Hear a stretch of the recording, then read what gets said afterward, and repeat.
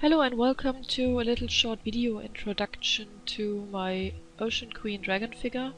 I will show you how to set up your dynamic wing and tail membranes in this step. And I will only demonstrate this for the wing membranes with the full process because the procedure is almost the same for the tail. Now, you will first need your dragon figure to load it from your figure menu. This is the base figure scaled at 100%, so no size changes. Then go to your props menu, keep your dragon figure selected. You can select the body to be sure you really have the figure, and then load the wing membrane. This is automatically parented to the dragon, so you do not have to be worried that it might fly away when you are posing the dragon. Next, change your preview render settings. In the render settings preview, just remove this checkmark from the remove backfacing polys box and save your settings. Now we have 30 frames set up by default for a simulation, but I wanted to add 15 more, so we go to 45. Now we can choose a little pose for the dragon in frame number 30. I'm not going to do anything fancy, not a full pose, I'm just going to fold her wings and maybe move her away from the ground, because you may see that the wing fingers you see here are intersecting with the ground at a certain point of the simulation, so that might cause some problems. You can either move your dragon very far away from the ground, or you can ignore this ground plane for the collision settings when you set up the simulation, but more about this. A next small helping step is to select the main camera in your scene, which you are going to use to supervise your simulation. So select the main camera, this is my main camera for this, and uncheck the animating property, because then if you pull your slider you will notice just the dragon is moving and your camera position stays static, which can be a great help. Okay, now let's go to the cloth room and just set up the simulation. Select your wing membrane prop from the props menu and click on new simulation. Enter the last frame number 45, and check cloth self collision. Next, click on Clothify, and since I already selected my wing membrane prop, this is the first object to appear in my Clothify menu, so I just confirm by clicking on Clothify. And now, under Collide Against, you can select all objects in your scene you wish the wing membranes to collide with, and in this case I only want it to be this dragon, not the ground, because we saw there might be issues if the wing membrane passes through the ground in the simulation.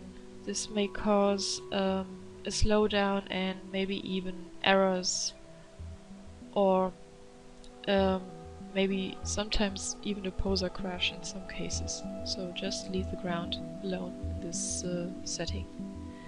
Of course, what you choose for your collision settings very much depends on your scene. You have to decide in a situation and case-by-case basis what you will check in here. If maybe you want to position your dragon on a rock outcrop, it might be a good idea to also include this rock outcrop in this object menu. Okay, but for now just confirm with OK. That's basically everything you have to do, because I already set a few values for the membrane props for both the wing and tail. So these are the standard settings, and I have taken care of the constraint groups, which will make the wing membrane stay close and around the wing arms and wing fingers of the dragon, so we have this webbed effect of the skin, which is exactly what we want. If you want to see what is going on with the constraint group, you can click on Edit Constraint, and aside from getting this complete menu, which you do not have to use, which you do not need to use, you will notice all these red dots appearing, and they are positioned around the wing membranes, the wing fingers, and the wing spur in the back of the wings. So this is exactly what we want. This more or less just fixes the membrane to these body parts. Okay, this is everything you have to do. Now what is left for you to do is press the Calculate Simulation button. And the simulation will start. And this will take a little while. So you can see the simulation has started. And we'll run through all those 45 frames.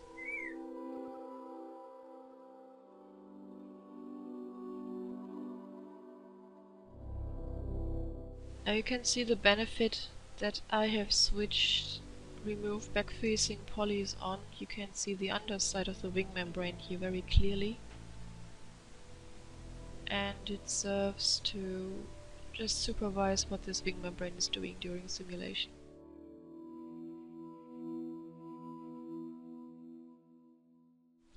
Okay, our simulation is finished. I will now go back to the pose room to check what I will have to fix with the morph brush, because you will almost always have to do some touch-ups. Okay, you can already see here some jaggy parts, some gray intersections where the underside of the membrane pokes through the upper side. Now we will work with the morph tool here, this icon with the finger with the outstretched, the hand with the outstretched index finger, sorry.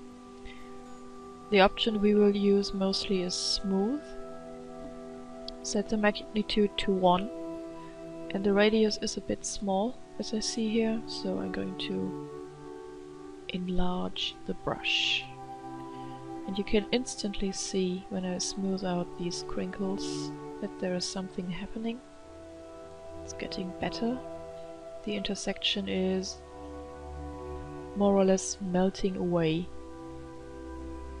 And what I have left in the end is a nice smooth membrane with smooth transitions and no jaggy edges at all. Going to work my way along this one wing arm, just this one, to show what I'm doing. And I think it's enough and sufficient for you to get the idea of this whole process.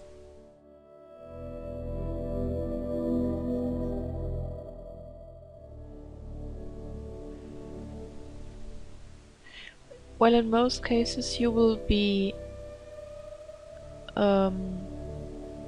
only needing the smoothing brush, but sometimes you might want to use the pull or push option. It takes some playing around to find the best setting, what you might need. Sometimes with problematic zones like this one here, it might be a good idea to first pull out the mesh first and then apply some smoothing. So you get the basic idea of what I'm doing here, and yeah, this should work. Okay, now I have one wing more or less finished. I would now move on to the second wing. Now basically that's everything you will need to know to work with dynamic simulation, and the process just works the same with the tail membranes. Now if you would want to use the tail membrane in this scene as well, all you have to do is go back to frame 1. So our dragon assumes its default starting position, select your dragon, load the tail membrane prop, go to the cloth room, and set up your new simulation. Do not use this first one because that's only reserved for the wing membranes. So click on New Simulation. You can name it up here if you want to. Enter frame 45 as end frame, check cloth self collision and go through all the processes I showed you before with the wing membrane. Okay, collide against, and so on and so on. And you see the tail membrane also comes preset with these new values and its own constraint groups. Okay, now you do not always have to go through the complete process of simulating your wing and tail membranes. If you want to save yourself some time, you will find that the dragon already comes with some preset poses, which you can find in the Poses tab of the OceanQueen folder under your Poses. And that the wing and tail membrane come with matching pre-simulated shapes for this. So when you open the Morphs tab in the wing and tail membranes, you will find a few morph dials in here, and they are all named to match the poses. The same, of course, goes for the wing membrane in here. And aside from this, I also included a few morphs to go with the preset wing positions, like folded wings, because the dragon has a few control dials in here which can make it easier for you to fold one or both wings. And in this case, if you dial up the fold wings to 1, to the full value, and then dial up the wing membrane morph fold wings to 1, you will have a match, but it only works with the full values. Also in there you have the billow morphs to get some action on the wing membranes for more dynamic behavior, like when air is pushing against the membrane from below or from above, so that it reacts in a realistic way. You can also use these more separate per wing, just on the left or just on the right wing. Just saying, you do not need to go through a dynamic simulation. You already have preset poses, but if you wish to have your own customized pose, you can use this tutorial to help you get set up. Alright, this is everything I wanted to show you concerning the dynamic simulation for now. Just one more little tip, one little hint. Sometimes you will not be completely satisfied with the look of this front membrane part in the wing membrane, so to work around this, I have included a front membrane figure. This is conforming and weight mapped like the dragon is, so you see this is much smoother, much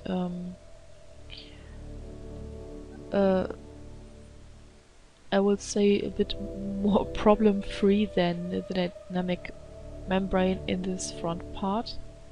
And there is also a little preset utility pose to hide this front membrane part.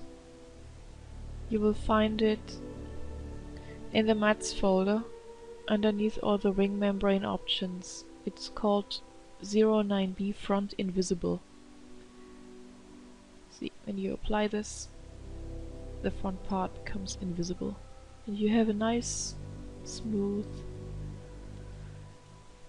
wing together with the dynamic prop and the conforming front membrane. Okay, this is it. I hope you found this tutorial helpful, and I wish you a lot of fun with my OceanQueen dragon figure. Until the next time, bye!